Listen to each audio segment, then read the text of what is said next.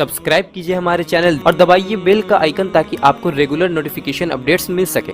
अल्हम्दुलिल्लाह नहमदुहु व नस्तईनुहु व नस्तगफिरुहु व नु'मिनु बिही व नतवक्कलु अलैहि व नऊज़ु बिल्लाहि मिन शुरूरि अनफुसिना व मिन सय्यिआति अअमालिना मन यहदिहिल्लाहु फला मुज़िल्ल लहु व मन युज़लिल फला हादिय लहु व अशहदु अन ला इलाहा इल्लल्लाहु वहदहु ला शरीका लहु व अशहदु अन्ना मुहम्मदन अब्दुहु व रसूलुहु अम्मा बअद फ़इन्न खैरल हदीस किताबुल्लाह व खैरल हदी हदी मुहम्मदिन सल्लल्लाहु अलैहि वसल्लम व शर्रल उमूरि मुहदसातुहा व कुल्ल मुहदसतिन बिदअह व कुल्ल बिदअतिन ज़लालह व कुल्ल ज़लालतिन फिन्नार। अऊज़ु बिल्लाहि मिनश शैतानिर रजीम। बिस्मिल्लाहिर रहमानिर रहीम। व मिनन नासि मन यक़ूलु आमन्ना बिल्लाहि व बिल यौमिल आखिर व मा हुम बिमुमिनीन युखादिऊन अल्लाह वल्लज़ीना आमनू व मा यख़दऊन इल्ला अनफुसहुम व मा यशऊरून फ़ी क़ुलूबिहिम मरदुन फ़ज़ादहुमुल्लाहु मरदा व लहुम अज़ाबुन अलीमुन बिमा कानू यकज़िबून। व क़ाल अल्लाहु तबारक व तआला इन्नल मुनाफ़िक़ीना फ़ी दरकिल अस्फ़लि मिनन नार। मोहतरम हाज़रीन, अल्लाह तबारक व तआला ने सबसे बड़ा एहसान व करम अपने बंदों पर यह किया कि उन्हें इस दुनिया में जिस इम्तिहान और मकसद के तहत भेजा, पैदा किया, उस मकसद से रोशनास कराने के लिए और उस मकसद से हटे हुए रास्तों से बचाने के लिए जो उसे हलाकत और तबाही तक पहुंचाने वाले हैं, हिदायत का भरपूर इंतज़ाम किया।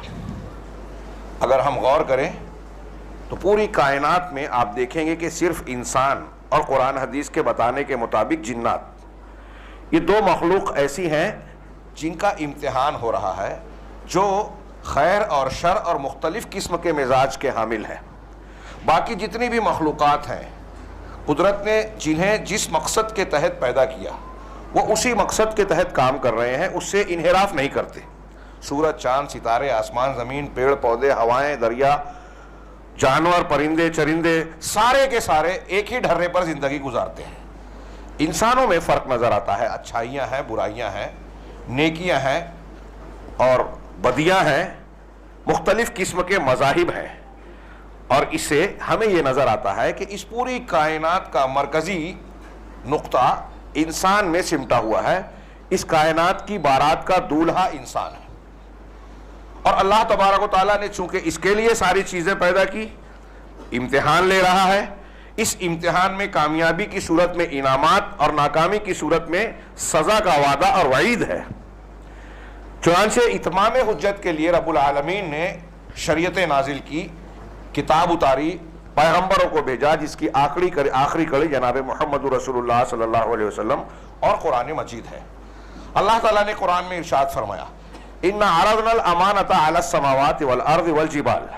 हमने इस अमानत को, अमानत से मुराद यहाँ कुरान, शरीयत इस्लामिया, अल्लाह तबारक व तआला के अवामिर और नवाही, जिन चीज़ों का हुक्म दिया, जिन चीज़ों से मना किया, पूरा दीन और शरीयत, इस अमानत को हमने आसमानों पर पेश किया, ज़मीन पर पेश किया, पहाड़ों पर पेश किया।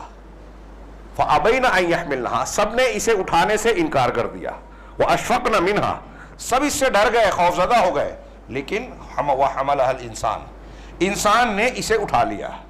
अगर तफसीली गुफ्तगू करें तो वक्त ज़्यादा लगेगा, सिर्फ दो जुमलों में, कि इंसान, यहाँ सिर्रे तकलीफ़, इंसान को मुकल्लफ क्यों बनाया गया, इसका राज बताया गया कि आसमान, ज़मीन, पहाड़, पेड़ पौधे, दुनिया की कोई मखलूक अपने अंदर ये सलाहियत और इस्तेदाद नहीं रखती थी कि इस बारे अमानत को उठा सके। सिर्फ इंसान के अंदर था ये मादा, ये सलाहियत मौजूद थी। चुनांचे अल्लाह ने कहा कि इंसान ने उठाया, इन्नहु काना ज़लूमन जहूला, ये बड़ा जालिम और बड़ा जाहिल है। इंसान के अंदर ये दो सिफत बताई और इसी की बुनियाद पर हम और आप या इंसान कुरान या शरीयत को उठाने के, इसके मुकल्लफ होने के लायक हुए। ये दीवारें, आसमान, ज़मीन, पेड़, ज़मीन, हम इन चीज़ों को कह सकते हैं कि ये जालिम है, ये जाहिल है। جاہل اسے کہیں گے جس کے اندر عالم ہونے کی صفت ہو، اور ظالم اسے کہیں گے جس کے اندر عادل یعنی منصف انصاف کرنے کی صلاحیت ہو۔ جو انصاف کرنے کی صلاحیت رکھتا ہے لیکن نہیں کر رہا ہے تو وہ ظالم ہے، جو علم حاصل کرنے کی صلاحیت رکھتا ہے اور نہیں کر رہا ہے تو وہ جاہل کہلائے گا۔ ہم ان دیواروں کو، ان پنکھوں کو، اس لاٹھی کو، لکڑی کو ظالم یا جاہل نہیں کہہ سکتے، کیونکہ یہ عالم نہیں ہو سکتے، ان کے اندر یہ صلاحیت ہی نہیں ہے۔ تو تفصیل نہ بیان کرتے ہوئے صرف آگے بڑھتے ہیں کہ انسان کے اندر یہ صلاحیت موجود تھی، انسان عالم ہو سکتا ہے اسی لیے جاہل ہے۔ علم جب حاصل نہیں کیا تو جاہل ہے، جہالت کا راستہ اختیار کر رہا ہے تو گمراہی میں جا رہا ہے، علم کا راستہ اختیار کرے گا تو روشنی کے سفر کرے گا، اور ظالم ہے یعنی انصاف کر سکتا ہے، ہر حقدار کو اللہ کا حق، رسولوں کا حق، شریعت کا حق اور رشتہ داروں تعلقات کے حقوق ادا کر سکتا ہے، جان سکتا ہے، لیکن جب ادا نہیں کرتا تو ظالم بن جاتا ہے۔ تو چونکہ انسان کے اندر ظلم اور جہالت کی یعنی انصاف اور علم کی صلاحیت موجود ہے، اس لیے اس بار امانت کے لائق انسان ہوا، وَحَمَلَهَا الْإِنسَانُ إِنَّهُ كَانَ ظَلُومًا جَهُولًا۔ اب انسان نے بار امانت اٹھا لیا، آسمان زمین پیڑ پہاڑوں نے انکار کیا، اللہ نے اس شریعت کا مکلف ہمیں آپ کو انسانوں اور جناتوں کو بنایا، قرآن حدیث اللہ کے احکامات ہمارے سامنے ہیں۔ اس شریعت کے سامنے دنیا کے انسانوں کا معاملہ تین حیثیت رکھتا ہے، اس کے ماننے نہ ماننے یا اس کے ساتھ سلوک کے نتیجے میں تین طرح کے انسان ہوتے ہیں۔ اللہ تبارک و تعالیٰ نے انہی تینوں کا تذکرہ آگے کیا کہ انسان نے تو اٹھا لیا، کیوں اٹھایا، اس کا نتیجہ کیا ہونے والا ہے؟ لِيُعَذِّبَ اللَّهُ الْمُنَافِقِينَ وَالْمُنَافِقَاتِ وَالْمُشْرِكِينَ وَالْمُشْرِكَاتِ، تاکہ اللہ عذاب دے منافق مردوں اور منافق عورتوں کو، اور مشرک مردوں مشرک عورتوں کو۔ دو کیٹیگری بیان کی، منافق کا پہلے ذکر کیا، مشرک کا اس کے بعد، اور آگے کہا وَيَتُوبَ اللَّهُ عَلَى الْمُؤْمِنِينَ وَالْمُؤْمِنَاتِ، اور متوجہ ہو، توبہ قبول کرے، ہاں اپنی توجہ کا مرکز بنائے، اپنی توجہات پھیرے مومن مردوں اور مومن عورتوں پر، ایمان والوں پر۔ وَيَتُوبَ اللَّهُ عَلَى الْمُؤْمِنِينَ وَالْمُؤْمِنَاتِ وَكَانَ اللَّهُ غَفُورًا رَحِيمًا، اللہ بڑا بخشنے والا، نہایت رحم والا ہے۔ تو تین کیٹیگری بتائی، اس کو ایسے سمجھیے، بعض اہل علم نے مثال دی کہ جیسے ہمارا یہ جسم ہے مادی طور سے، ہمارا شریر، یہ تین کیفیتوں سے زندگی اور موت کے اعتبار سے دو چار ہوتا ہے، ایک اگر زندہ ہے یا مردہ ہے، زندگی کی ایک حالت ہے، ایک موت کی حالت ہے۔ ہم اگر موجود ہیں تو زندہ ہیں، روح نکل گئی تو مردہ ہے۔ ان دونوں کے بیچ کی ایک کیفیت ہوتی ہے بیماری کی، بیماری کم زیادہ اور مختلف درجات کی ہوتی ہے۔ بعض حالت ایسی ہوتی ہے کہ بیمار ہوتے ہوئے بھی آدمی زندگی کے قریب ہے، بعض حالت ایسی ہوتی ہے کہ بیمار ہو گیا تو موت سے قریب ہے، بستر سے ہل نہیں سکتا تو کہتے ہیں کہ سانسیں تو چل رہی ہے لیکن مردہ ہے، زندہ لاش ہے، تو شدید بیماری کی حالت کو کہتے ہیں۔ یہی حالت انسان کی روحانی زندگی کی ہے، روحانیت کی ہے۔ ایمان کی حالت، اگر ایک بندہ مومن مسلم ہے تو زندہ ہے، اس کی روح زندہ ہے، اور اگر کافر مشرک ہے تو مردہ ہے۔ ان دونوں کے بیچ کی ایک کیفیت ہے بیماری کی، وہ ہے نفاق کی، منافقت، منافقت کی حالت ہے، بیچ کی حالت۔ نفاق کا معنی اہل علم نے تعریف جو کی جامع مختصر سی کہ اظہار الخیر و ابطان الشر، خیر کا اظہار کرنا، خیر کا اظہار کرنا اور شر کو چھپا کر رکھنا۔ آدمی اپنے آپ کو دکھاوا کرے کہ میں نیک ہوں، اچھا ہوں، مومن ہوں، اندر سے کافر ہے، اندر سے مشرک ہے، شک و شبہ میں مبتلا ہے، اندر سے گندگی اور برائیاں سمیٹے ہوئے ہے۔ یہ بہت ہی خطرناک بیماری ہے۔ اللہ تبارک و تعالیٰ نے اس پر بڑی شدید قسم کی وعیدیں سنائی، اور یہ آیت جو ہم نے ابھی سورہ احزاب کی آخر کی آیت پڑھی، اِنَّا عَرَضْنَا الْأَمَانَةَ میں، آپ دیکھ رہے ہیں کہ عذاب دینے کا جب ذکر کیا تو مشرکین سے پہلے اللہ تبارک و تعالیٰ نے منافقین کا ذکر کیا۔ اور آپ کو حیرت ہوگی، علامہ ابن تیمیہ رحمہ اللہ نے ایک کتابچہ، ان کا رسالہ ہے صفات المنافقین، پڑھنے کے لائق ہے۔ اور وہ کیوں؟ اس لیے کہ آپ دیکھیں گے کہ قرآن مجید میں اللہ تبارک و تعالیٰ نے مومنین کی صفات بھی بیان کی ہے، کافروں اور مشرکوں کی صفات بھی بیان کی ہے کہ یہ ایسے ہوتے ہیں، یہ ایسے ہوتے ہیں۔ مومنین کے اندر یہ ہوتا ہے قد افلح المؤمنین، کل افلح المؤمنون الذین هم فی صلاتهم خاشعون۔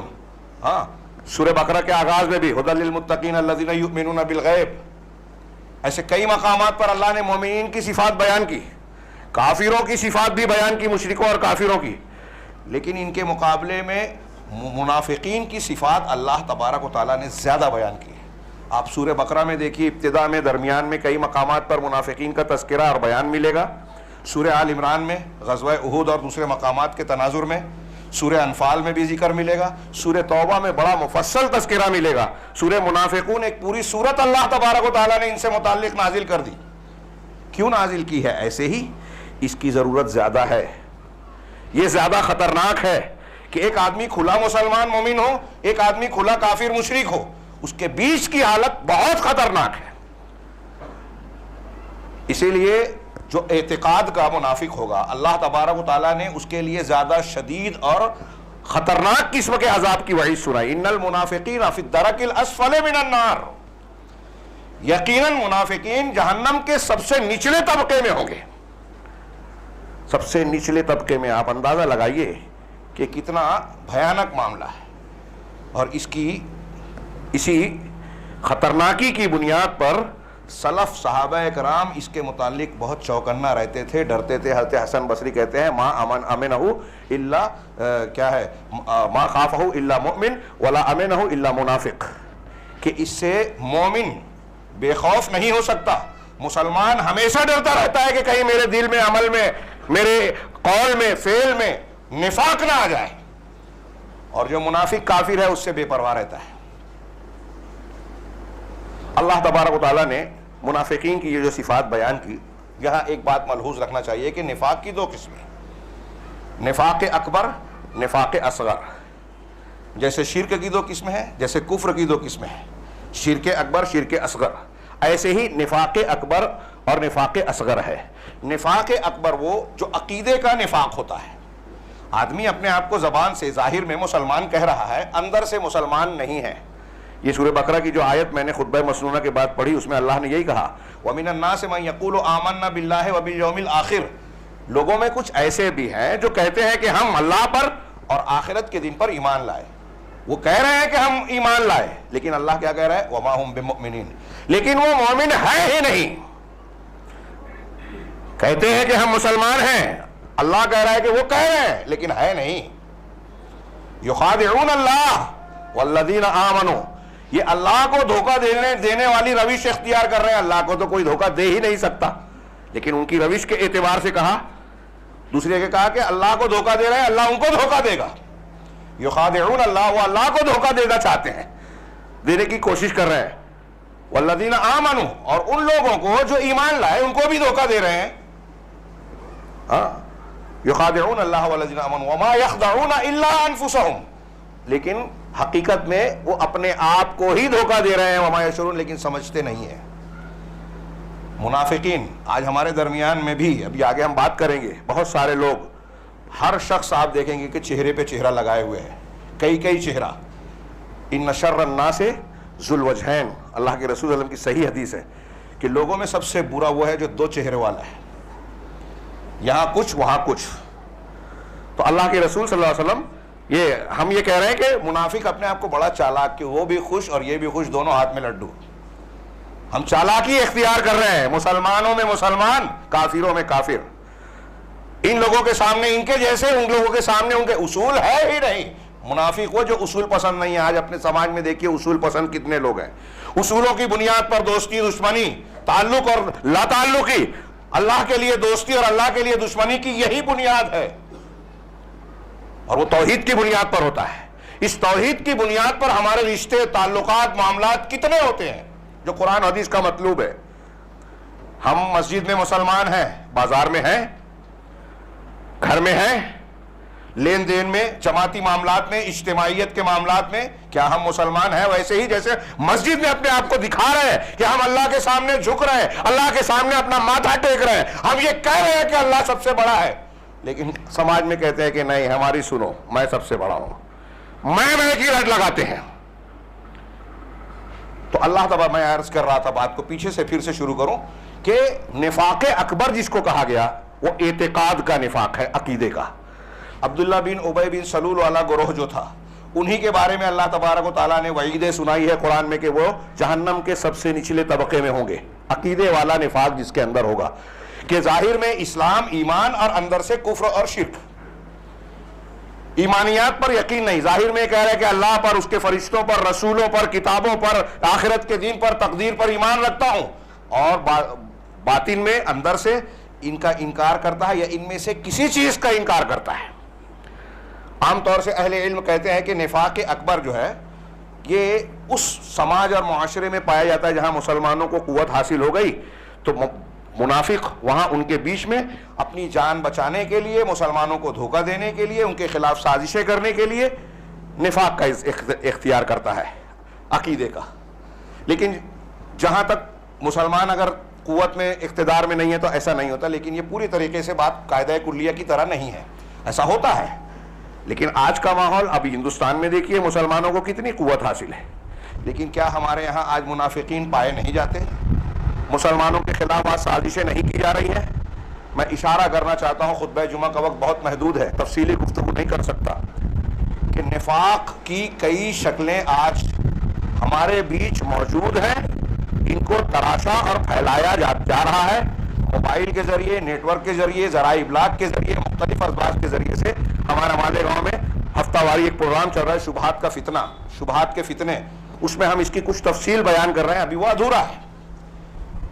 ہم تصور نہیں کر سکتے ایسے ایسے مقامات سے, ایسے ایسے طریقے سے مسلمان نسلوں کے اندر نفاق کا بیج بویا جا رہا ہے, فصل اگائی جا چکی ہے. ہمارے درمیان آپ دیکھیں گے کہ بہت سارے لوگ پیدا ہوتے ہیں, کچھ نوجوان چالاکی اختیار کرتے ہیں, جاہل ہیں, لیکن قرآن حدیث پہ تبصرہ کرتے ہیں, محدثین پر اعتراض کرتے ہیں اور حدیثوں کا انکار کرتے ہیں. یہ منکرین حدیث, اس کو کیا کہیں گے؟ انکار حدیث, انکار رسالت ہے. یہ نفاق ہے, عقیدے کا نفاق. میں اللہ کے رسول کے منبر سے پوری ذمہ داری سے کہہ رہا ہوں, جو کھلے طور سے انکار حدیث کر رہا ہے, وہ پورا حدیثوں کا انکار کرے یا چند کا, صرف اس بنیاد پر کہ عقل میں نہیں آتی یا فلاں اور فلاں, جو بے اصولی کا جو طریقہ ہے, اس بنیاد پر جو حدیثوں کا انکار کر رہا ہے, غیر مسلموں کو اس کا کیا جواب دیں گے, نہیں جواب دے پا رہے تو انکار کر دیا. معجزات عقل میں نہیں آتے, سائنسی طور سے فلاں چیز کو سمجھا نہیں سکتے, اس لیے انکار کر دیا. انکار کی یہ بنیاد ہے ہی نہیں. اگر کوئی حدیث سمجھ میں نہیں آ رہی, اس کا کوئی علمی بنیاد ہے قرآن و حدیث کی روشنی میں, تو وہاں ہم کہیں گے کہ اس کی تعویل کی گنجائش ہے, اس کو ہم معذور سمجھ سکتے ہیں, اللہ کی معافی کی امید ہے, اس کو منکر نہیں کہیں گے. فرق ہے دونوں میں اچھی طرح. ہمارے نوجوان اور دوسرے سمجھتے نہیں ہیں. یہ قادیانیت ہمارے درمیان ہے. مختلف قسم کی نئی نئی تحریکیں پیدا ہوتی ہیں, کچھ لوگوں کو استعمال کیا جاتا ہے.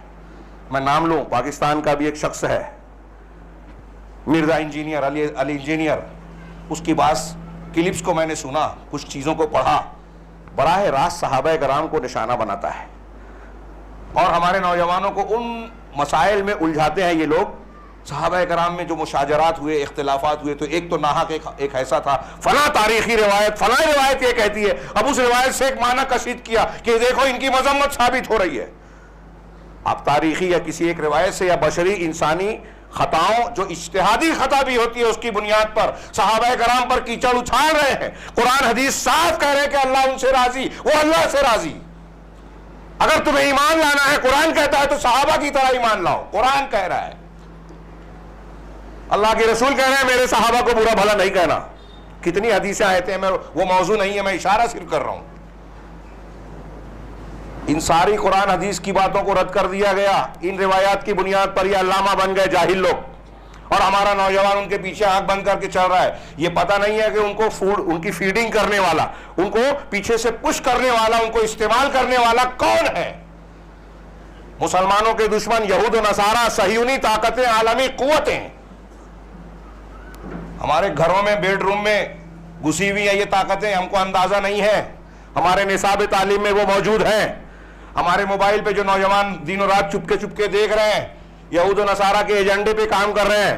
یہودیوں کی نئی نئی گلیمر کی بڑے بڑے شہروں میں نوجوانوں کو پک اپ کرنے کی مختلف تنظیمیں ہیں. آپ ہمارے ساتھ آؤ, ہم آپ کو فلمی دنیا کے لوگوں سے ملائیں گے, آپ کو گاڑی بنگلہ دیش کا راستہ آسان کر دیں گے, دبئی بھیج دیں گے, فورن بھیجیں گے, یہ اور یہ دلا دیں گے. اور انہیں احساس نہیں ہوتا کہ ان خوبصورت چمکدار چیزوں کا لالچ دے کے وہ ان کی متاع ایمان کو لوٹ لیتے ہیں, پھر ان کا استعمال کرتے ہیں. کہیں کوئی سلمان رشدی بنایا جاتا ہے تو کہیں کوئی اور بنایا جاتا ہے. کیا یہ منافقین نہیں ہے؟ اللہ تبارک و تعالیٰ نے قرآن میں منافقین کے تعلق سے بڑی تفصیلی بات کی. میں نے کہا کفار اور مشرکین سے زیادہ مسلمانوں کی صفات سے زیادہ اس لیے کہ یہ زیادہ خطرناک ہیں. دکھائی دینے میں یہ اچھے ہیں ہاں، لیکن حقیقت میں ان کا باطن خباثت، غلاظت اور گندگیوں سے بھرا ہوا ہے. وَإِذَا رَأَيْتَهُمْ تُعْجِبُكَ أَجْسَامُهُمْ سورہ منافقون میں کہا جب آپ انہیں دیکھیں گے تو ظاہر میں ان کے اجسام، ان کا ظاہری ڈیل ڈول تمہیں بڑا اچھا لگے گا، بھلا معلومے گا. دکھنے میں بڑے خوبصورت، زرق برق لباس، اچھی ڈریسنگ. وَإِن يَقُولُوا تَسْمَعْ لِقَوْلِهِمْ جب بات کریں گے، بولیں گے تو آپ ان کی بات سنتے رہیے. چکنی چپڑی بہترین بات، بڑے اچھی ڈائلاگ بازی، پیاری اچھی تقریر کر رہے ہیں. یہ قرآن کہہ رہا ہے دکھاوا بہت اچھا، لیکن اندر سے گھمنڈ، کبر، تکبر اور ساری نفسیاتی بیماریاں، لالچ، ہرس، ہوس کی موجود ہیں. اندر ایسی غلاظت ہے. اللہ تبارک و تعالیٰ نے ان منافقین کے بارے میں کہا کہ یہ مومن نہیں ہے، ان کے ایمان کی نفی کی. یہ بتایا کہ یہ اللہ سے، رسولوں سے، قرآن حدیث سے مذاق کرتے ہیں، اللہ اور رسول کا اور دین کا مذاق اڑاتے ہیں. ان کی ایک صفت بتائی، مذاق اڑاتے ہیں. ان کی ایک صفت یہ بتائی، یہ مختلف آیتوں میں ہے، واقع نہیں ہے اس لیے میں صرف اشارہ کر رہا ہوں.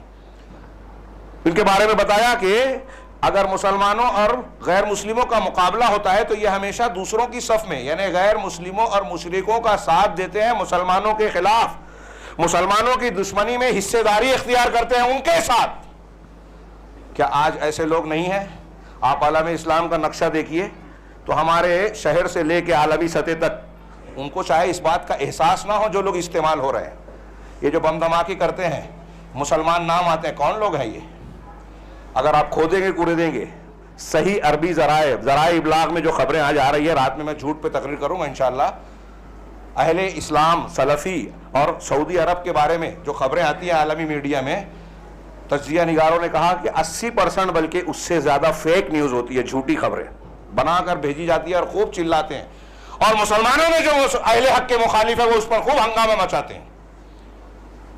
ابھی ایران اثنا عشری شیعہ، صحابہ کرام کے زمانے میں ان کا وجود جو ہوا، اس زمانے سے لے کر آج تک روافض اور شیعہ انہوں نے ہمیشہ مسلمانوں کے اور کفر اور اسلام کے مقابلے میں کفر کا ساتھ دیا، مسلمانوں کے پیٹھ میں خنجر گھونپا ہمیشہ.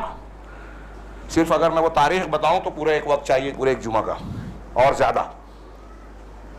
سقوط بغداد لیویں، کربلا کا واقعہ لیویں، عثمان غنی کی شہادت لیویں، حضرت عمر کی شہادت لیویں، اہل علم نے وہاں بھی شمار کیا ہے. ابو لولو فیروز نے جو مارا تھا وہ مجوسی تھا، جو آپ پر فجر کی نماز میں دھوکے سے حملہ کیا تھا زہریلے چاقو سے.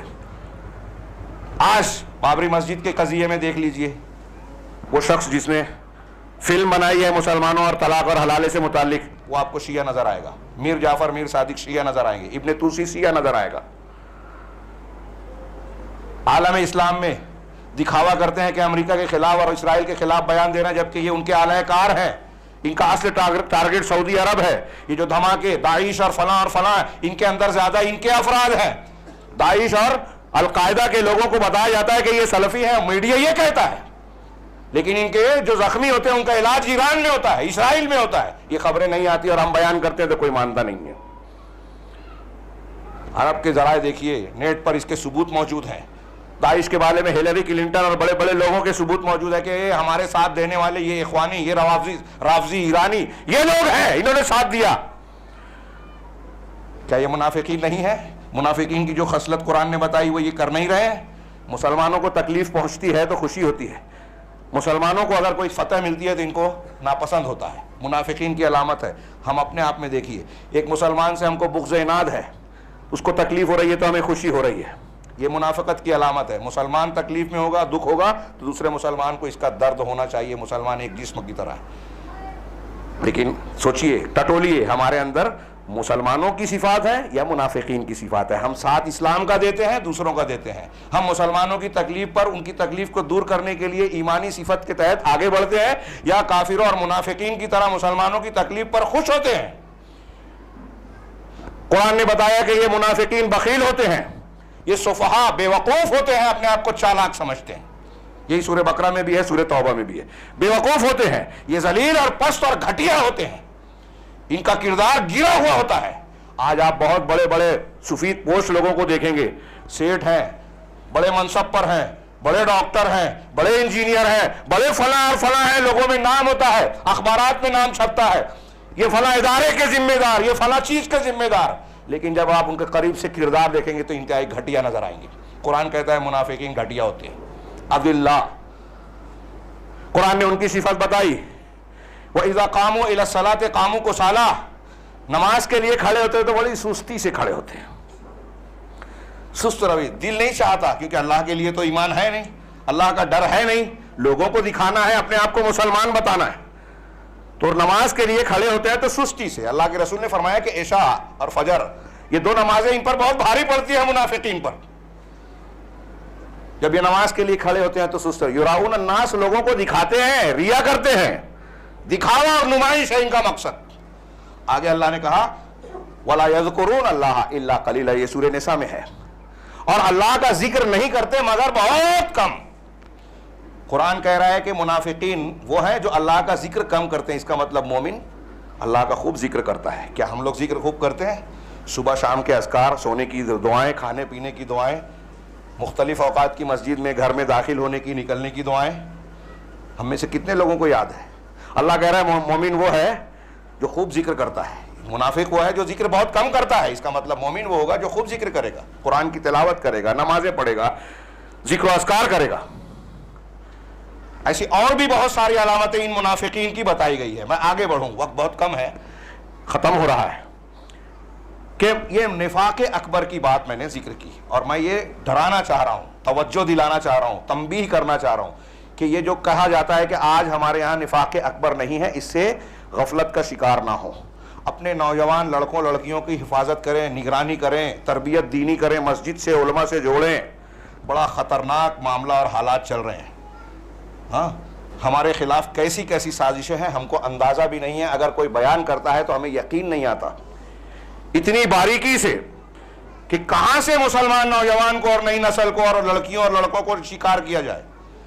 یہ جو ہمارے سامنے واقعات آتے ہیں نا, کہ مسلم بچی نے ایسا کر لیا, بھاگ کر غیر مسلم سے نکاح کر لیا, ایک مسلم نوجوان جو ہے وہ جو ہے کسی غیر مسلم سے شادی کر لیا, اور اس قسم کے واقعات میں خبر نقل کرنا بھی مناسب نہیں سمجھ رہا ہوں. تو آپ اور ہم کیا سمجھتے ہیں کہ بس یہ یوں ہی اتفاق اور ایسا ہی معاملہ ہو گیا؟ یہ جو ہے نا, یہ جو اس قسم کے واقعات ہو رہے ہیں, اس کے گھر کی لڑکی اس کے گھر کے لڑکے کا معاملہ ہوا تو آپ خبر کی طرح ذکر نہ کیجئے. آپ کے گھر کے بچے اور آپ کے گھر کی بچی ابھی محفوظ نہیں ہے, اور اگر مسلمان ہے تو وہ بھی ہماری بہن ہے, وہ بھی ہمارا بھائی ہے. ہم لوگ خبر کی طرح نہ دیکھیں, یہ دیکھیں کہ اس کا مطلب یہ ہوا کہ ہمارے سماج اور گھر میں تربیت کا معاملہ کتنا کمزور ہے. ہم نے ایمان کی قیمت اپنے مسلمان بچوں کو بتائی ہی نہیں. نوکری دلانے کے لیے بڑی محنت کر رہے ہیں, رشوت دے رہے ہیں, فیس بھر رہے ہیں, ٹائم دے رہے ہیں. دین سکھانے کے لیے ہمارے پاس وقت نہیں ہے. وہ دین جس کے بچانے کے لیے جانیں قربان کی ہمارے اسلاف نے. ہر سال پڑھتے ہیں عید الاضحیٰ کے موقع پر, ہجرت کے موقع پر, کہ گھر چھوڑ دیا, وطن چھوڑ دیا, گاؤں چھوڑ دیا, کاروبار چھوڑ دیا, جان دے دی, دین نہیں دیا, عقیدہ بچایا. جیسے یہ صرف قصے کہانی ہے. ہم نے اپنے بچوں کو یہ سکھایا نہیں کہ ایمان کی یہ قیمت جانے کہ جان سے بھی زیادہ قیمتی ہے, جان چلی جائے گوارا ہے. توحید جو ہے داغدار نہیں ہونی چاہیے. آج آدمی, وہ جو فتنوں کے دور کی حدیث بتائی گئی کہ صبح میں آدمی مسلمان, شام میں کافر, شام میں مسلمان, آج صبح کافر ہو جائے گا. آج وہ ہم دیکھ رہے ہیں کہ اللہ کے رسول نے کہا آدمی اپنے دین کو دنیا کے معمولی سامان کے بدلے بیچے گا. اپنا ضمیر, اپنا ایمان لوگ قدم قدم پر بیچ رہے ہیں. تو آج ہم ان خطرات سے محفوظ نہیں ہیں, اس پر توجہ دے. یہ نفاق عام ہے ہمارے یہاں. میرا پہلے ارادہ تھا کہ دعوت پر میں تقریر کروں, لیکن شاید اس کی اب اتنی اہمیت نہ محسوس ہو کہ ہم دین کو اپنے گھر میں اصلاح کی شکل میں, تربیت کی شکل میں زندہ کریں, اس کی جوش جگائیں, اپنے سماج اور معاشرے میں دعوت کا کام کریں. یہ ضروری ہے. اسی کام کے ذریعے سے ہم اپنے آپ کو, اپنے گھر والوں کو, خاندان سماج کو خطرات سے بچائیں گے. دعوت کا ایک موضوع, لیکن اس سے زیادہ مجھے اہمیت محسوس اس بات کی بھی کہ کم سے کم ہمیں خطرے کا تو احساس ہو کہ ایسا نہ کرنے پر ہم پر کون کون سے حملے ہوں گے, ہمارے بچے کہاں جا سکتے ہیں, کن کا شکار ہو سکتے ہیں, اور ہو رہے ہیں, بڑی تعداد میں ہو رہے ہیں مسلمان بچے دوسروں کا شکار, اور ہم غافل ہیں. یہ نفاق اکبر کی بات ہے. نفاق اصغر یہ زیادہ ہر زمانے میں عام تھا, اور آج کی شکل میں اگر میں کہوں نفاق اصغر عمل کا نفاق, دکھنے میں ہم اچھے ہیں, مسلمان ہیں, لیکن ہمارے اندر اعمال اور خصلتیں مسلمانوں سے زیادہ وہ صفات اور خصلتیں ہیں جس کو قرآن و حدیث نے منافقین کی علامت بتائی. دل میں ایمان ہے, عمل میں یہ کوتاہی ہے, جس کو عملی نفاق کہتے ہیں. عملی نفاق سے انسان اسلام سے خارج نہیں ہوتا.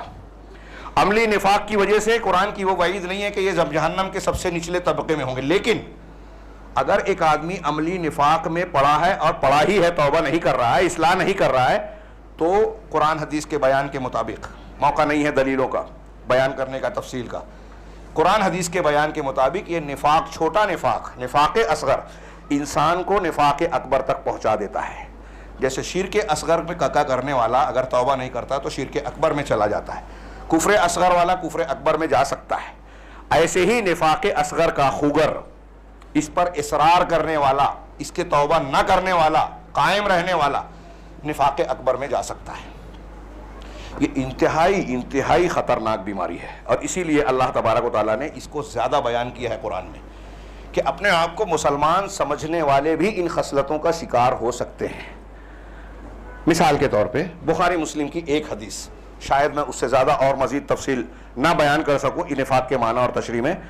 بخاری مسلم کی بڑی مشہور حدیث ہے, ہم میں سے سب نے سنی ہوگی اور بارہا سنی ہوگی.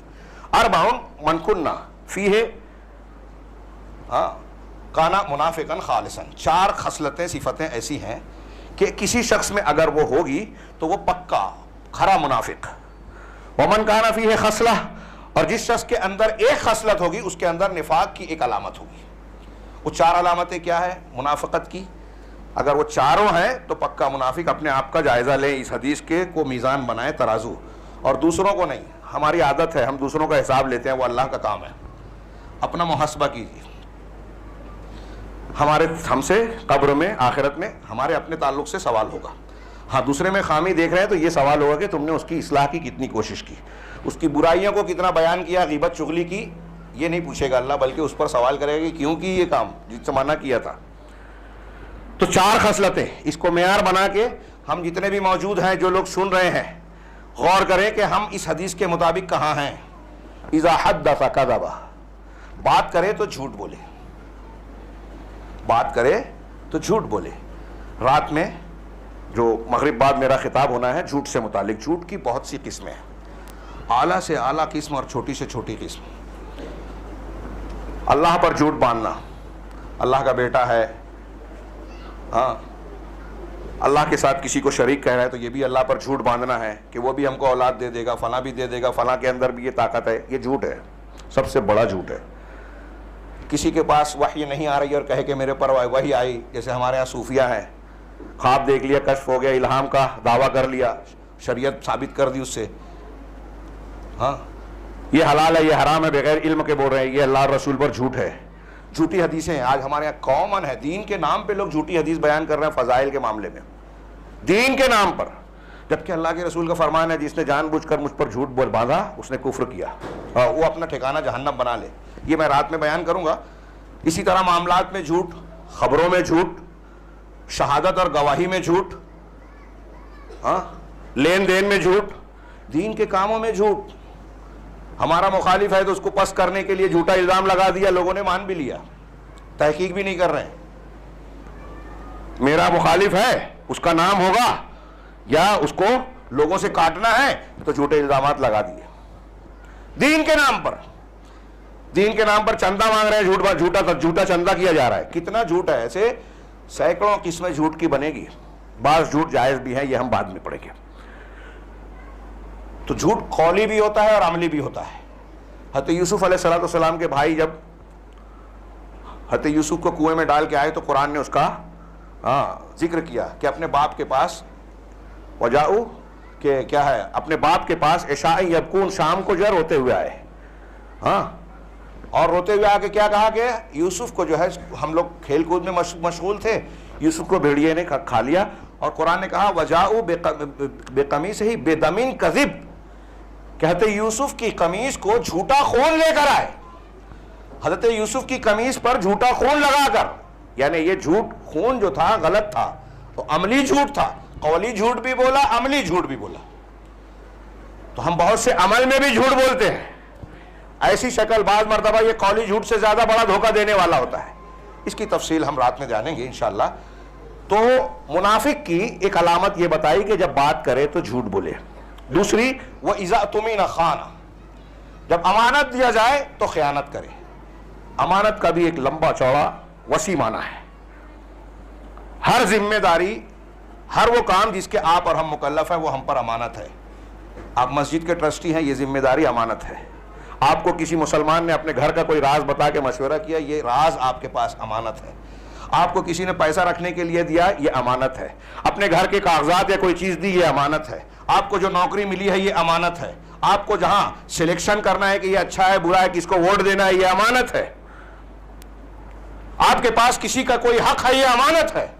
راز ہے, امانت ہے. آپ کے پاس علم ہے, امانت ہے. اگر آپ سے پوچھا گیا کہ حلالہ شریعت میں ہے یا نہیں, آپ جانتے ہیں کہ اللہ کے رسول نے حرام قرار دیا, لیکن آپ کہتے ہیں کہ کر لینے میں کوئی حرج نہیں ہے, میاں بیوی کا معاملہ طے کر لے ہوئے, یہ آپ نے خیانت کی. علم کو چھپایا, قرآن حدیث کو چھپایا, صحیح بات نہیں بتائی, خیانت کی. اب منافق کی علامت ہے کہ امانت دی جائے. تو آج کتنے علماء ہیں جو قرآن حدیث بتا رہے ہیں, آدمی فتویٰ پوچھنے جاتے ہیں تو کہا قرآن حدیث تو یہ ہے, ہمارا مسلک یہ ہے. کتنے حقوق ہم مارتے ہیں لین دین میں, معاملات میں, کہاں کہاں ہم دھوکہ دیتے ہیں. لوگوں کی امانتیں خالی رکھ لیا, بعد میں نہیں دیتے, کیا کرنا ہے کر لو.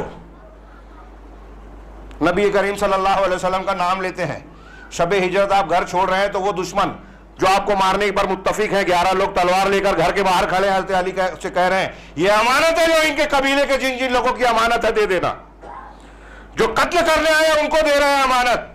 یہ ہمارے پیغمبر جناب محمد رسول اللہ صلی اللہ علیہ وسلم کا کردار. امانت داری کی ایسی دنیا میں پوری کوئی مثال نہیں ملے گی. اور ہم ان کے نام لیوا, ان کے پیروکار, دوسروں کی چھوڑیے, مسلمانوں کا کوئی لین دین ہے, امانت رکھی ہے تو ہم اس کو کھا جائیں گے, دبا لیں گے, اور کہیں گے کہ خاص طور سے اگر وہ غریب کمزور ہے تو پھر کوئی بات نہیں. دین کی امانتوں کو لوگ ہڑپ لے رہے ہیں, جماعت کے نام کی چیز ہے دوسرے کے نام پہ کر لیا, اور لوگ خاموش ہیں. واہ واہ رپورٹیں چھپتی ہیں, ہاں محسن ملت ہو گئے, جماعت کے خیر خواہ ہو گئے, وہ جو جماعت کو کھا رہے ہیں. یہ کسی شخصیت پہ نہیں بول رہا ہوں, یہ کامن بات ہے, ہر جگہ ہے.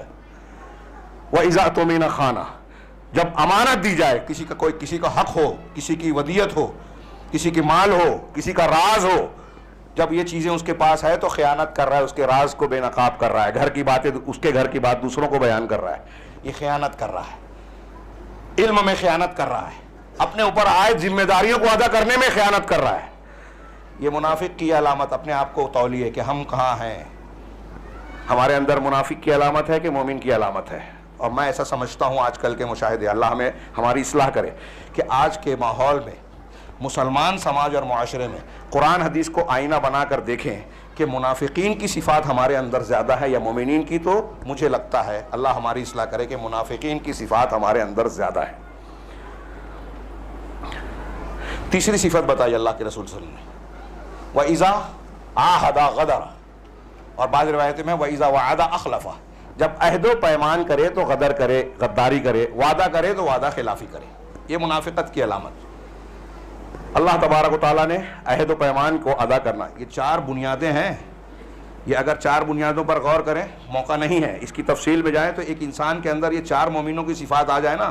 سچ بولنا پہلا, قرآن نے کہا کونوا مع الصادقین, سچ بولنے والوں کے ساتھ رہو. خود تو سچ بولنا ہی ہے, سچ بولنے والوں کے, جھوٹوں کے ساتھ بھی نہیں رہنا ہے. ہم جھوٹوں کے ساتھ رہتے ہیں کیونکہ جھوٹے زیادہ چالاک کہلاتے ہیں. جو سیدھا سادہ ہے, سچا ہے, ہم اس کو بھولا بیوقوف بولتے ہیں. علماء بیوقوف کہلاتے ہیں, سیاستداں جو دھوکہ دیتے ہیں وہ چالاک کہلاتے ہیں. کتنا الٹا معاملہ ہے, جہاں پیمانے ہی بدل گئے کہ منافق جس کو اللہ تعالیٰ کہہ رہا ہے کہ یہ بیوقوف ہے, ہم کہتے ہیں وہ چالاک ہے. اور جس کو مومن اور چالاک کہا جاتا تھا, صحابہ کرام قرآن حدیث کے جاننے پر وہ گورنر بنا دیتے تھے مسلمانوں کو, علماء کو. ہم کہتے ہیں کہ وہ بے وقوف ہے، ان کو کیا سمجھتا ہے؟ الٹا پیمانہ، سارا معاملہ بدل گیا، بگڑ گیا، جاہل لوگوں کو قائد بنا دیا دین کا، جماعت کا۔ تو عہد و پیمان اور یہ جو چیزیں بیان کی گئی ہے، ان کی اگر پاسداری کی جائے نا تو ایک مسلمان بہترین انسان بنے گا۔ یہ 4 صفات جو منافقین کی ہے، منافقین کی بجائے اس کی ضد جو ہے سچ بولنا، امانت داری اختیار کرنا، عہد پیمان کو پورا کرنا، اور آخری جو بتائی ہے کہ معاملات میں فسق و فجور نہ کرنا، عدل و انصاف کرنا، سچ بولنا، یہ اگر صفت آ جائے نا تو یہ بنیاد ہے کردار کی، اچھے کردار کی۔ اس کے برخلاف یہ منافقت کی علامت کہ عہد و پیمان، اب اللہ سے ایک عہد و پیمان ہے ہمارا، لا الہ الا اللہ محمد رسول اللہ کہہ کے کہا کہ توحید پر قائم رہیں گے۔ اب توحید کی جہاں جہاں ہم مخالفت کرتے ہیں، ہم اللہ کے عہد و پیمان سے مکر رہے ہیں، لیکن ہمارے ہاں لوگوں کو پتہ ہی نہیں ہے کہ توحید کا عہد و پیمان، کوئی گنڈے میں کہیں، کسی کے گلے میں کہیں تعویذ گنڈا لٹکا ہے، کہیں ہاتھ میں ہے، کہیں ہماری مائیں بہنیں جادو ٹونے کا کام کر رہی ہیں، کہیں کوئی اور کچھ اس طریقے کی توحید کی مخالفت کی، غیر اللہ کی قسم کھانا، تیرے سر کی قسم، تیرے ابا کی قسم۔ ہمارے ہاں فلموں اور ٹی وی سیریل کا اثر اتنا زیادہ ہے کہ دین سے زیادہ اس کا اثر لوگوں پر نظر آتا ہے، ہماری زبانوں پر، ہماری ماں بہنوں کی زبانوں پر ان ٹی وی چینلز کے اور ان کے اثرات نظر آتے ہیں کہ غیر اللہ کی قسم کھا لینا وہ اس کو کوئی بات نہیں سمجھتے، غیر مسلموں کے تہوار میں شریک ہونے میں کوئی دقت نہیں سمجھتے، اس لیے کہ بہت سارے مسلمان نام کے فلم اسٹار غیر مسلم سے شادی کر رہے ہیں، ہندو تہواروں میں شریک ہو رہے ہیں، اس کو اختیار کر رہے ہیں۔ یہ کوئی ہندو مسلم کی تعصب کی بات نہیں کہہ رہا ہوں، ایک مسلمان کے لیے یہ جائز ہی نہیں ہے، ہم کو یہ سمجھانا چاہیے غیر مسلموں کو۔ جیسے اگر ہم یہ کہیں کہ کوئی اگر بیل کا گوشت کسی ہندو کو بولیں گے تم آ کے ہمارے گھر بقرعید کو، عید الاضحیٰ کو کھا لو، تو کہے گا ہمارا دھرم بھسٹ اور نشٹ ہو جائے گا۔ ایسے ہی یہ کام کرنے سے، آپ کے تہوار میں شریک ہونے سے، پوجا پاٹ میں شریک ہونے سے، آپ کی ٹپری میں شریک ہونے سے، گنپتی کے اتسو میں شریک ہونے سے ہمارا دین نشٹ ہو جائے گا۔ یہ ہم کو سمجھانا چاہیے۔ وَإِذَا اؤْتُمِنَ خَانَ وَإِذَا عَهْدَ، اللہ سے بے وفائی، لوگوں کے معاملات میں بیع و شراء ہو رہا ہے، لین دین ہو رہا ہے، کوئی وعدہ عہد و پیمان ہو رہا ہے، قدم قدم پر ہم دھوکہ دیتے ہیں۔ اللہ کے رسول صلی اللہ علیہ وسلم، بخاری وغیرہ کی روایت ہے، لِكُلِّ غَادِرٍ لِوَاءُ يَوْمَ الْقِيَامَةِ، قیامت کے دن ہر غدر کرنے والے کو، عہد شکنی کرنے والے کو اس کے پیچھے سے جھنڈا لگایا جائے گا اور کہا جائے گا هذه غدرۃ فلان، یہ فلاں کی غداری اور بے وفائی تھی اس کی۔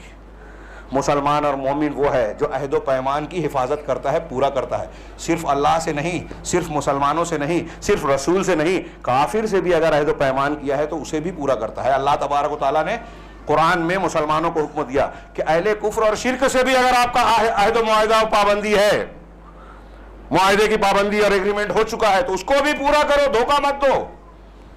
اس سلسلے میں اسلامی تعلیمات اور اس کے اثرات تاریخ میں اگر ہم پڑھیں تو حیرت زدہ رہیں کہ صحابہ کرام نے کیسا نمونہ پیش کیا، اسلامی تعلیم کا کیا اثر تھا۔ میں بات کو سمیٹ رہا ہوں، معذرت چاہتا ہوں، باہر سے آیا ہوں، مجھے یقین ہے کہ 5-10 منٹ اور آپ لوگ شاید مجھے اجازت دیں آگے بڑھوں کہ آخری صفت جو بیان کی، وَإِذَا خَاصَمَ فَجَرَ، کہ جب جھگڑتا ہے منافق، ایک علامت، چوتھی علامت بتائی، جھگڑے تو فجور اختیار کرے، گالی گلوچ، ہمارے ہاں ترجمہ کرتے ہیں کہ جھگڑا کرے تو گالی دے، غلط ترجمہ نہیں ہے لیکن پورا ترجمہ بھی نہیں ہے۔ خاص ہما جھگڑا کرنا یہی نہیں ہوتا کہ آپ اور ہم ڈانٹ ڈپٹ کریں، بات چیت اور ہاتھا پائی کریں۔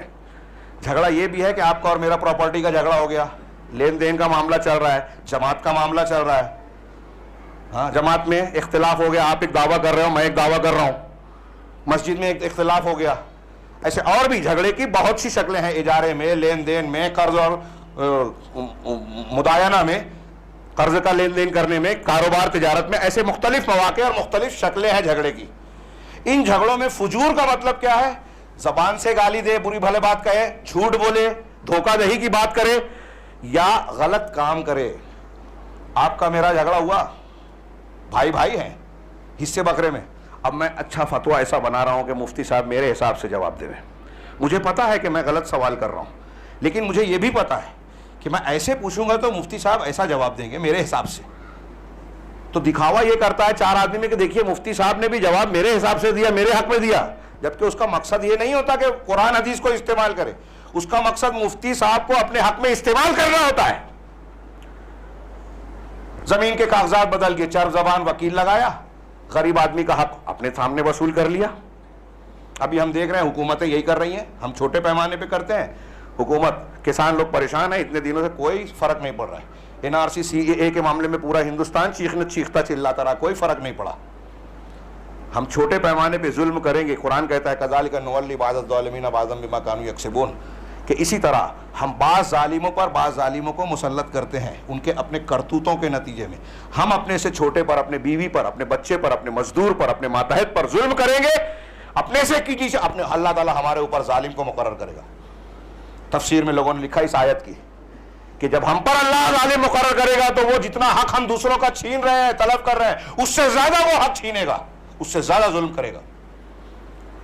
یہ ہمارے پاداش عمل کا نتیجہ ہے. تو خاص ہما فجرہ میں لوگوں نے کہا کہ بے اور شرا میں, لین دین میں, یہ آپ کا کسی کا قرضہ ہے, آپ قرضہ دے نہیں رہے ہیں, دے سکتے ہیں دے نہیں رہے, جھگڑا ہوتا ہے, جا نہیں دیتا, جو کرنا ہے کر لے, کورٹ سے آ, پولیس اسٹیشن جا, فلاں جگہ جا, آپ کو پتا ہے کہ اس کا حق ہے, آپ کو پتا ہے کہ یہ اس کا گھر ہے, آپ نے کرائے سے لے رکھا ہے, لیکن کہتے ہیں میں خالی نہیں کروں گا, کیس کر, اور پتا ہے کہ 20 سال تو کیس چلے گا, تب تک میرا کام نکل جائے گا. یہ منافق کی علامت ہے. حقدار کو حق سے محروم کرنے کے لیے آپ غلط طریقہ اختیار کر رہے ہیں, آپ دھوکہ دہی سے کام لے رہے ہیں. یہ منافقت کی 4 علامتیں ہیں. اگر چاروں کسی کے اندر ہے تو وہ قرآن اللہ کے رسول کہہ رہے ہیں پکا منافق. اور ایک خصلت ہے, تو لوگوں نے کہا کہ اگر پکا منافق ہے تو بڑے نفاق کی طرف چلا جائے گا, اور جھوٹ بولتا رہتا ہے آدمی تو جھوٹا بن جاتا ہے, جھوٹ بولتے بولتے نفاق اصغر سے نفاق اکبر میں جا سکتا ہے. اگر ایک صفت ہے ہمارے اندر ان چاروں میں سے, تو ایک ایسا بیکٹیریا ہے, کورونا وائرس, ایڈز وائرس, جو وائرس بول لیجئے, جو ایک وائرس داخل ہوتا ہے, اگر اس کا علاج نہ کیا جائے تو کچھ ہی دنوں میں انسان کو ختم کر دیتا ہے. ایسے ہی یہ نفاق اور کفر کی علامتیں جو ہمارے اندر آتی ہیں, اگر ہم نے اس کا علاج نہیں کیا, توبہ نہیں کی, شریعت سے اس کا مداوع نہیں کیا, تو یہ بیماری بڑھتے بڑھتے ہمارے ایمان کو, ہماری روحانیت کو, ہماری معنویت کو تباہ کر دے گی. دنیا کی سعادت سے تو محروم کرے گی, برزخ اور آخرت میں بھی محروم بنائے گی. میرے بھائیو وقت زیادہ ہو گیا, لیکن میں آخر میں ایک بات اور کہنا چاہتا ہوں کہ ہم نے سنا کچھ باتیں, میں نے بہت کم باتیں عرض کی, یہ ہفتوں بیان کی جا سکتی ہیں. یہ تفصیلات منافقین کی علامتیں, یہ چند کو میں نے ذکر کیا بطور مثال, اور اس کی اہمیت اور خطرناکی کو بیان کرنا کہ کتنا اہمیت اس اعتبار سے کہ اس موضوع پر ہمیں توجہ دینا چاہیے. خطرناکی, اس سے بچنے کی کوشش کرتے رہنا چاہیے, بیدار رہنا چاہیے. کتنا بیدار رہنا چاہیے آپ اندازہ لگائیے. صحابہ کرام, حضرت 2-3 روایتیں بیان کر کے بات کو ختم کروں. حضرت حنظلہ اسیدی رضی اللہ تعالیٰ عنہ, مشہور صحابی, ایک دن راستے سے گزر رہے ہیں, بخاری کی روایت ہے, ہاں, اور بخاری میں وہ نام نہیں ہے, دوسری حدیثوں میں نام ہے اسی واقعے میں, حضرت ابوبکر صدیق کا. کہ ابوبکر صدیق نے دیکھا, پوچھا حنظلہ کیا بات ہے؟ وہ کہہ رہے تھے زبان سے نافقہ حنظلہ, نافقہ حنظلہ, حنظلہ منافق ہو گیا. یہ کون کہہ رہا ہے میرے بھائیو؟ غور کرو. ایک صحابی رسول کہہ رہے ہیں کہ میں منافق ہو گیا. ابوبکر صدیق کہہ رہے ہیں کہ ایسا کیوں کہہ رہے ہو؟ کہا جب ہم اللہ کے رسول صلی اللہ علیہ وسلم کی مجلس میں آپ کی خدمت میں حاضر ہوتے ہیں, آپ جنت جہنم کے ذریعے ہماری تذکیر کرتے ہیں, اسی طرح ذکر و اذکار اور نماز کی مجلسوں میں جب ہم ہوتے ہیں, جیسے ہم مجلس ابھی مسجد میں ہے تو الگ کیفیت ہے, دوست و احباب کی مجلسوں میں کیا کیفیت ہوتی ہے, وہی بات کہی انہوں نے. لیکن جب ہمارے گھر بار کاروبار میں ہوتے ہیں, ہم بال بچوں میں, تو ہماری کیفیت بدل جاتی ہے. حضرت حنظلہ ڈر گئے کہ کہیں یہی تو منافقت نہیں ہے, میں وہاں الگ ہوتا ہوں اللہ کے رسول کے پاس اور مسجد میں گھر پہ الگ ہو جاتا ہوں. تو ابوبکر صدیق نے کہا کہ یہ کیفیت تو میری بھی ہوتی ہے. چلو اللہ کے رسول کے پاس گئے اور یہی بات دہرائی سلام کرنے کے بعد کہ میں منافق ہو گیا. بات کیا ہے؟ کہا ایسی ایسی بات ہے. اللہ کے رسول نے فرمایا کہ لو انکم تدومون علی ما انتم علیہ عندی وفی ذکرکم و عند ذکرکم, تم میری مجلس میں جس طریقے سے رہتے ہو, اگر اس پر مسلسل اسی حالت میں برقرار رہو گے, اور ذکر و اذکار کی مجلس میں جس طرح رہتے ہو اگر اسی طرح رہ جاؤ گے, لصافحتکم الملائکۃ علی طرقکم و فرشکم, تو فرشتے تمہارے بستروں پر اور تمہارے راستوں میں تم سے مصافحہ کریں گے. ولکن ساعۃ و ساعۃ یا حنظلہ, ساعۃ و ساعۃ یا حنظلہ, 3 مرتبہ آپ نے کہا کہ الگ الگ اوقات میں اے حنظلہ الگ الگ حالت ہوتی ہے. یہ نفاق نہیں ہے, یہ جو دل کی کیفیت بدلتی ہے. ہمارے ہاں جب بولتے ہیں نا کہ آپ اس مجلس میں آئیں, درس قرآن, درس حدیث, خطبہ جمعہ سنیے, اپنا ایمان بڑھائیے, تو جب ایمان کی باتیں بندہ سنتا ہے, قرآن کی آیت کی تلاوت سنتا ہے, تو ایک کیفیت زیادہ بڑھ جاتی ہے. ظاہر سی بات ہے کہ بال بچوں سے, کاروبار میں مصروف رہنے سے, بال بچوں میں مشغول رہنے سے وہ کیفیت نہیں رہے گی, دونوں میں فرق ہوگا. یہ انسانی فطرت ہے, اللہ کے رسول نہیں. لیکن میں یہاں عرض کرنا چاہتا ہوں کہ حضرت حنظلہ ابوبکر جیسے لوگ ڈر رہے ہیں, امام بخاری نے نقل کیا ابن ابی ملیکہ رحمہ اللہ سے، بہت مشہور تابعی ہیں، بہت سارے صحابہ کے شاگرد ہیں، وہ کہتے ہیں ادرکت 30 من اصحاب رسول اللہ صلی اللہ علیہ وسلم، میں نے 30 صحابہ کرام سے ملاقات کی، 30 صحابہ کرام، کلہم یخاف علی نفسہ النفاق، میں نے 30 صحابہ سے ملاقات کی اور 30 صحابہ کرام اپنے آپ پر نفاق کا ڈر رکھتے تھے کہ کہیں میں منافق تو نہیں ہو گیا، میرے اندر نفاق تو نہیں آ گیا۔ یہ روافض اس سے دلیل نہ پکڑے، یہ صحابہ کرام کا تورع تقوی اور اعلیٰ معیار ہے۔ اور میں یہ عرض کرنا چاہتا ہوں، یہاں بیٹھے ہوئے ہم لوگ سوچیں، ہم میں سے کوئی شخص یہ بولے گا کہ مجھے ڈر ہے کہ کہیں میرے اندر منافقت نہ آ گئی ہو۔ آج ہم اتنے پارسا ہو گئے، دنیا کی گندگیاں، غلاظتیں، برے کام، دھوکہ دہی، جھوٹ، نہ جانے کیا کیا کرتے ہیں، اور ہم جو ہے بے خوف ہیں۔ صحابہ کرام جن کو اللہ تبارک و تعالیٰ نے رضامندی کا سرٹیفکیٹ دیا، جن کے ایمان کو قبول کیا، جن کو رسول اللہ صلی اللہ علیہ وسلم نے مختلف مقامات پر مختلف بشارتیں دی، وہ کہہ رہے ہیں کہ ہمیں نفاق کا ڈر ہے۔ 30 صحابہ کرام، اب دیکھیے اس میں عمر فاروق، ان کے کئی واقعات ہیں، میں صرف ایک کا اشارہ کروں۔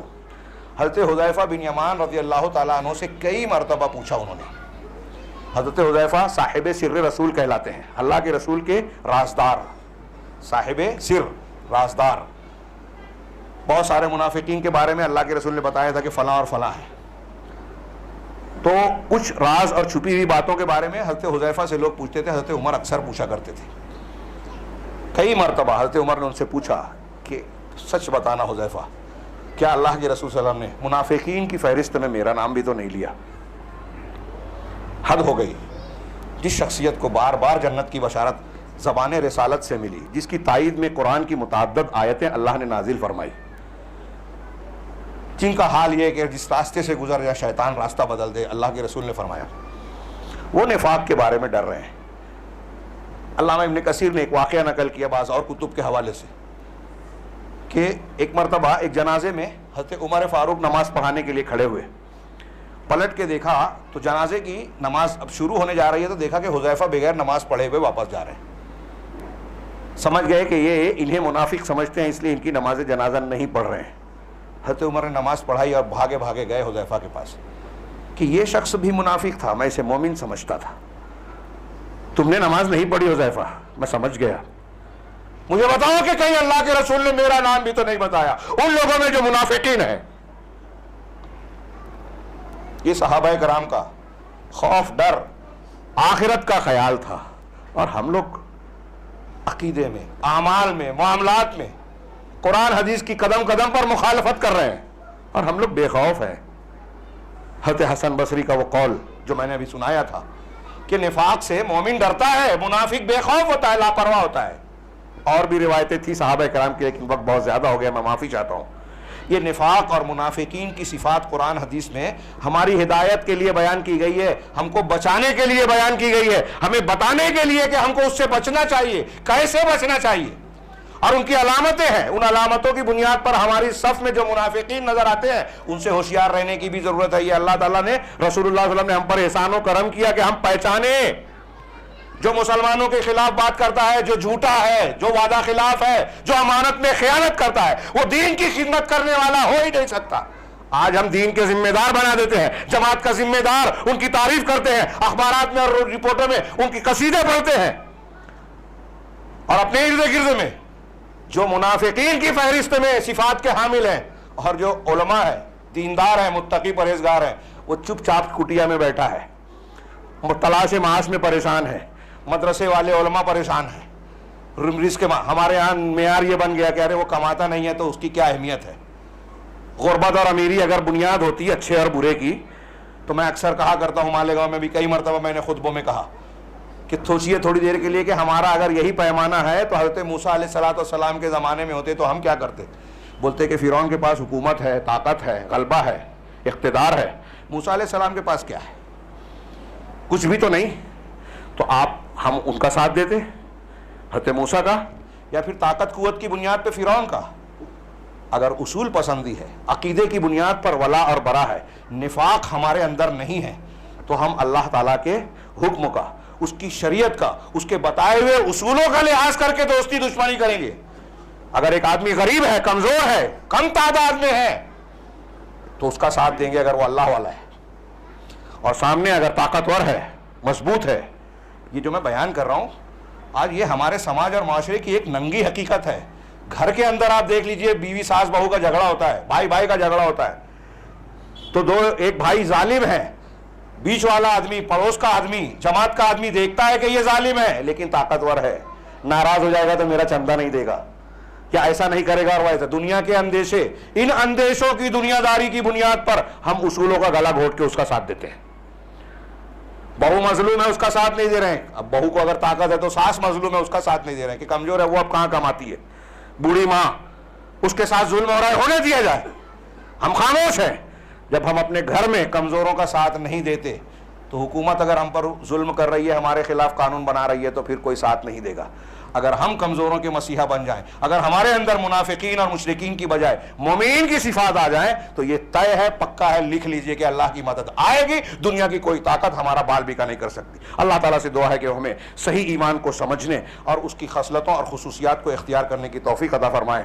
منافقت, شرک, کفر کی ان تمام خصلتوں سے اللہ تعالیٰ ظاہراً اور باطناً ہمیں محفوظ رکھے جن سے اللہ ناراض ہوتا ہے, دنیا اور آخرت میں جن کی بنیاد پر اللہ پکڑ کرتا ہے اور عذاب دیتا ہے. اللہ تعالی ہم تمام مسلمانوں کو اتحاد و اتفاق کی توفیق دے اور ہمیں دنیا اور آخرت کے ہر فتنے اور عذاب سے محفوظ رکھے. اقول قولی ھذا واستغفر اللہ لکم سائر المسلمین وصلی اللہ علی نبینا محمد. بارک اللہ لنا ولکم فی القرآن المجید ونفعنا وإیاکم بالآیات والذکر الحکیم انہ تعالی جواد کریم ملک.